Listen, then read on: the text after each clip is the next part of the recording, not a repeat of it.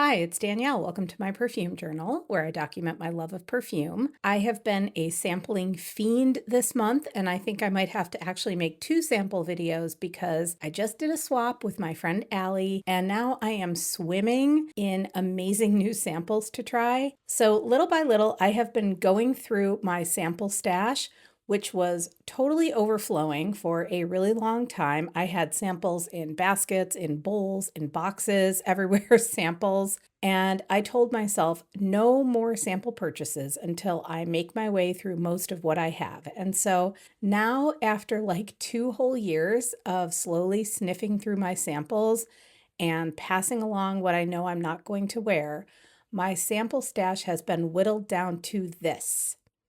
And I have to say, it feels so good to have gone through the literally hundreds of samples I had accumulated. And now I am ready to bring just a few new things in, which I did do this month through a small sample purchase I made and in my swap with Allie. So thank you, Allie. This was super fun.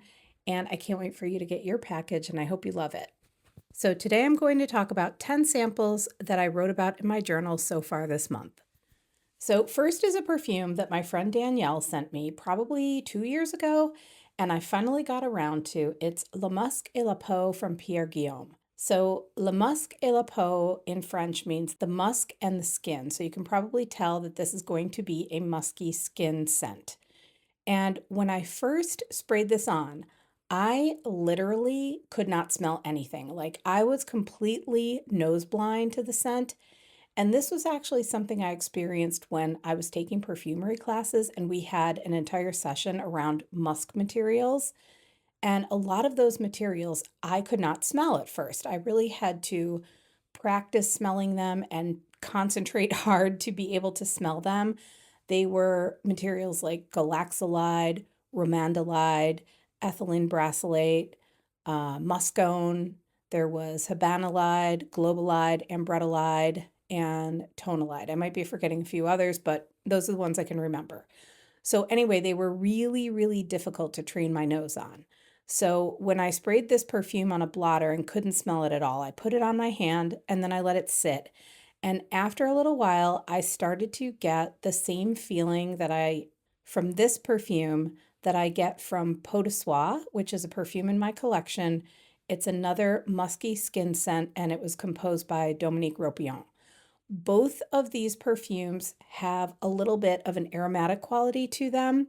Le Musc et la Peau has some rosemary in it, which I really, really like in a skin scent. I like a little bit of aromatics in my skin scents. Le Musc et la Peau is sweeter than Peau de Soie. The muskiness is much sweeter, where Peau de Soie feels woodier to me. And so the other thing about this perfume is that when I washed my hands, it was gone again, like completely, completely gone. So even though I did like this, I don't think I would spend the money on a full bottle or even on a decant because I already have Peau de Soie in my collection and I love that one a lot. Next, I sampled a perfume that I wanted to try for a very, very long time. I had heard Pep talk about this perfume many times on his channel, The Sentinel, and I always loved the way that he described it. And as always, Pep was right. This is an absolutely wonderful perfume. It is Gucci's Memoire d'une Odeur, the memory of a scent. This is one of those evocative perfumes that just like immediately conjures up images in your mind when you smell it. There's a very soothing quality to this perfume. It wears like a soft watercolor painting. It's green, it's a little bit hay-like, it's aromatic and breezy. It is fresh, but it's also slightly woody. To me, the chamomile is the most prominent note. It feels kind of cool and warm at the same time. There's a very, very faint jasmine floral note and then this gentle woodiness in the dry down. It feels relaxing and calming, but also elegant at the same time. I loved this perfume. I am seriously considering a bottle of this, but I'm going to finish up the sample before I decide if it's something that's going to go on my wish list. I do have a strong feeling about this one that a sample isn't going to be quite enough. This is a wonderful, wonderful perfume. Okay, another perfume that passed me by for quite some time is Moschino's Toy Tube Bubblegum. Every time I hear anybody talk about this one, it just sounds like so fun. It sounds so playful. So I got a little sample of this one to try, and I can say that this perfume is for the child at heart. Like, I don't want to grow up, I'm a Toys R Us kid. It's for that person.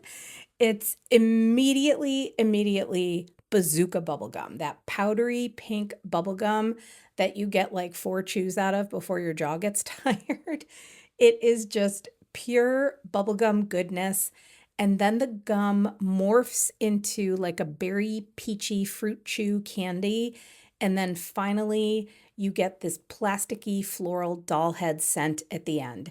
It is a completely ridiculous perfume that smells wonderful and is a total delight to wear. I could see myself spritzing this on right before I have to go out and do like the ever annoying running of the errands to boost my mood, put a little spring in my step to get through like the drudgery of adulting. So I feel like 30 mils of this would be perfect. So fun. So then from the super affordable to the super niche, I tried Orchid Mantis from Zoologist. Now, I don't know anything about an orchid mantis because bugs give me the heebie-jeebies, but these guys are actually pretty cool.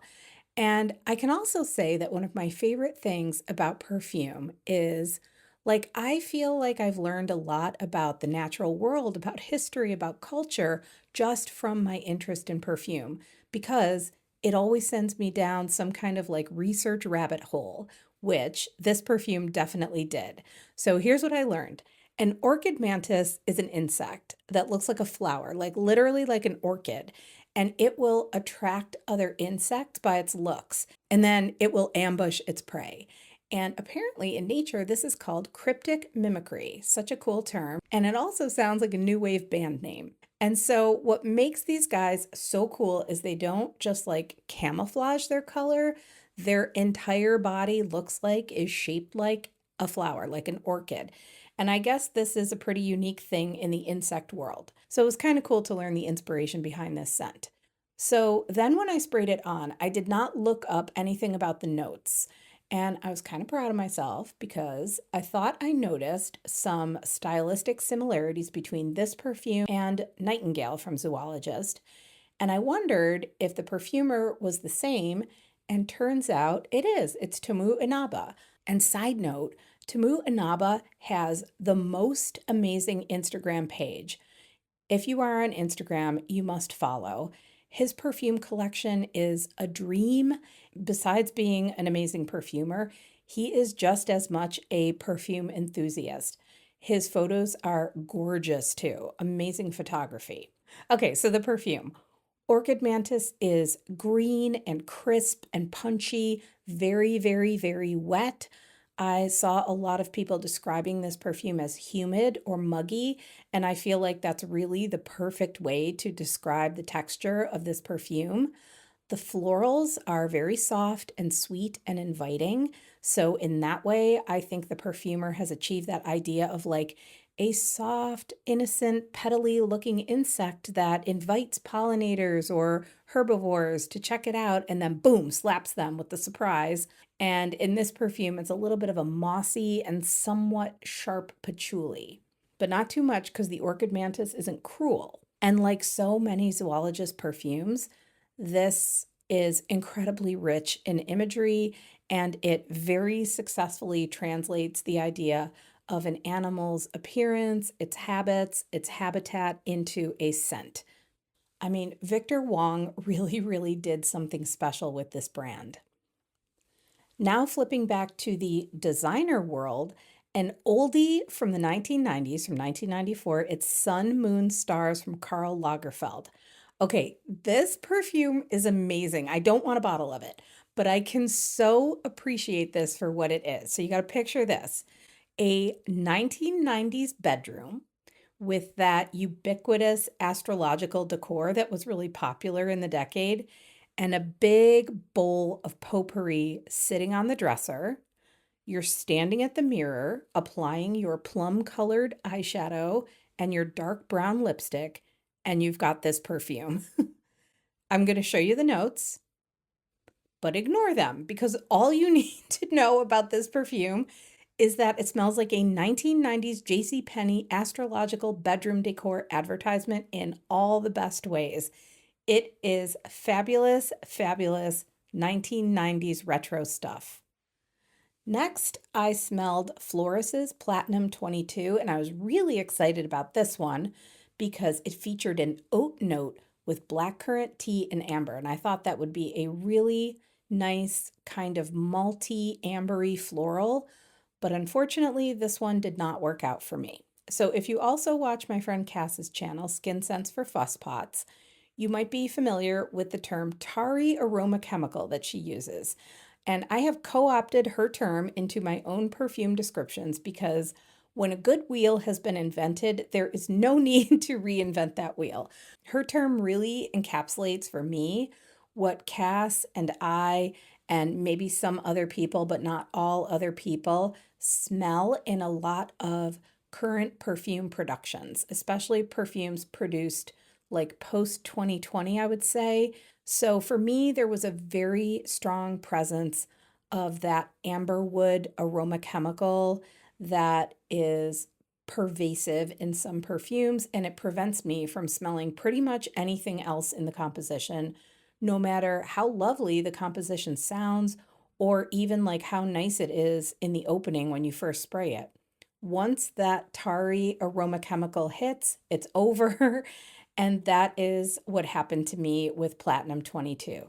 The blackcurrant did make a little bit of a cameo appearance, but it was fleeting and it was short-lived because Mama Rose came out from behind the curtains yelling, "Sing out!" And the tarry aroma chemical started belting. So this one is not even going to be revisited for me because of that. And unfortunately, Platinum 22 didn't work out for me. The next perfume I smelled, though, was the complete opposite. It's Lilyphea from Diptyque. This is a lovely spin on the fresh green vanilla. It is rare to me to find a perfume that balances watery aquatic and sweet in a way that doesn't come off as nauseating to me, but this one absolutely succeeds in the balance. It is so simple, like a lot of diptyques. It's not overworked, it's not complicated, it's just greens and sweets. And in the end, it smelled to me kind of like a vanilla dusted field of clover. I could not stop lifting my hand to my nose when I sampled this one, and every time I sniffed it, I had to smile. I am definitely going to finish this sample and decide on whether I might consider a travel size of this one. I don't think I need a whole bottle of this, but I think I would love a little travel size of this for spring and summer. It is a garden of delights. So when I got my swaps from Allie, I ripped open the package to spray a sample of a perfume that escaped me until discovering Fragcom. And even then, it's one that I managed to put off trying for way, way too long. And it is Jennifer Lopez's Still. This perfume is as good as everyone says it is. And even though I have yet to get myself a bottle, which I will be doing, I'm going to go out on a limb, having sampled this only once, and say that in the celebrity perfume world, I'm putting this one up there with Stash. It is that good. Like if Stash is the affordable woody perfume gem in the celebrity space, Still is the affordable fresh perfume gem in the same space. Like if you ever wanted to smell like a cold glass of citrusy iced tea, this is it. This is the one. This smells exactly like a delicious cold glass of citrusy iced tea tastes. And when I say citrusy, I don't mean specifically lemon or specifically orange. That is the coolest part of the citrus in this perfume. It's like every citrus in one beautiful citrus. It is more than refreshing. It actually feels restorative. I've heard people describe this as spa-like, and it definitely has that quality to it. It is just excellent, excellent. And my only regret is the years that I have missed out on wearing this perfume, but I will be rectifying that promptly. Can you tell I love this perfume still from Jennifer Lopez? So I also wore a sample that I asked Allie to send me that was up for swaps. And it is the perfume I guess you can now call iconic Good Girl from Carolina Herrera. I have only ever store sampled this one, and I've always kind of enjoyed it. But my question to myself was, do I want this perfume? Do I want like a decant of it? I knew I didn't want a full bottle. I didn't really even want a small one, but like a 10 ml decant, would that enhance my collection? And so I have finally decided that the answer to that question is no. I like this perfume, but not enough to get a decant. This is indeed a lovely Flormond. It's cocoa and jasmine and sweetness and nuttiness and powderiness all in a swirl. But ultimately, what I think is that this perfume is just too strong for me. I only did 2 sprays, and even that was just too much of all of it. It's like Tim Gunn used to say on Project Runway, look in the mirror and take one thing off. They should have taken off like 1 gram of something in this formula. Like if I were evaluating this perfume, I would probably have said, lose the praline and you've got it. But nobody is paying me for my amateur opinion. So here I am instead on YouTube giving it away freely to the world. So is Good Girl pretty? Yes, it totally is. But do I want more of it? No, I do not. And finally, a perfume I am not going to be able to describe to you, Diane from Diane von Furstenberg. And let me explain why, because this is actually kind of hilarious. When I decided to buy a few samples this month, I threw Diane into my cart because it sounded amazing. Myrrh, violet, patchouli, musk, and frangipani. I thought that sounded so good. So the carded sample shows up in the box with the rest of my purchases, and I could see that the nozzle looked a little discolored. Took it out of the little foldy thing, tried to spray it, nothing comes out. Try again, nothing comes out. Sample is completely evaporated. Like I'm shaking it. You can tell there's nothing in this, 100% empty. It's totally fine. The sample was like $2, but I really did want to smell this. So I'm going to order another sample next month and see if I am batting zero on the actual liquid. And then I will report back if I ever get to smell Diane. Okay, so there are the 9 perfumes I actually sampled and the 1 sample that lives only in my mind. I hope you enjoyed this, and if you have smelled any of these or you might be looking forward to trying any of these, let me know. I would love to hear from you. Thank you so much for watching, for spending your time here with me, and for chatting perfumes with me in the comments. I hope you have a really great day, and I'll see you in the next video. Bye.